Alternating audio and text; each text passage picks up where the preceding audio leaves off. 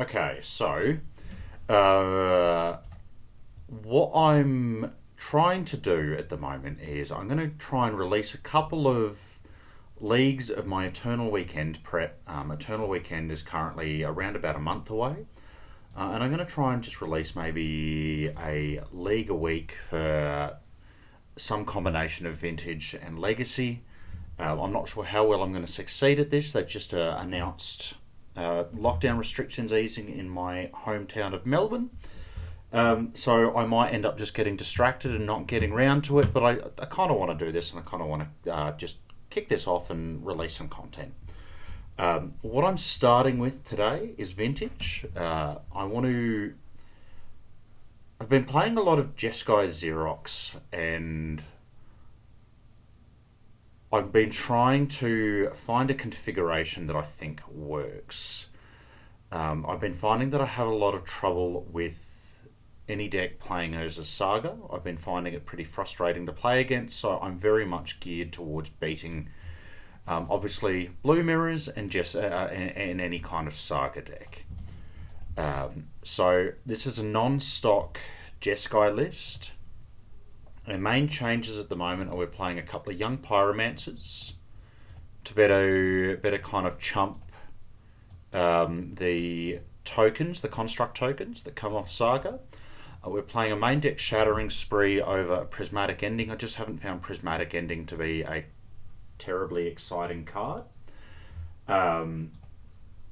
So we're playing Shattering Spree instead. Apart from that, it's fairly normal in the main deck. We've got a few swords to Plowshares as general removal. We're playing a couple of Arcanists because they can pull you ahead.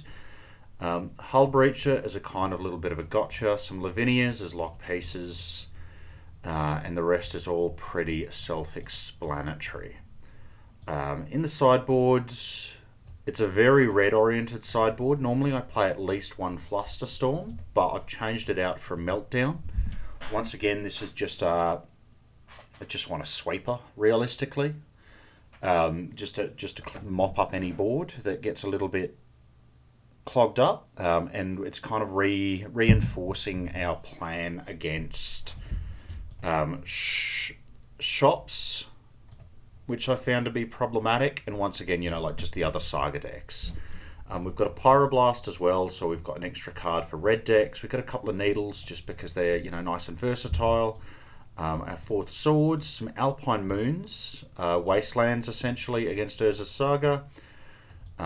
Needles I mentioned are just good general cards. Our Grave Hate, which is these cards. We're pretty light on it. We're pretty bad against Dredge to begin with, but Bazaar decks are almost non-existent in the meta at the second.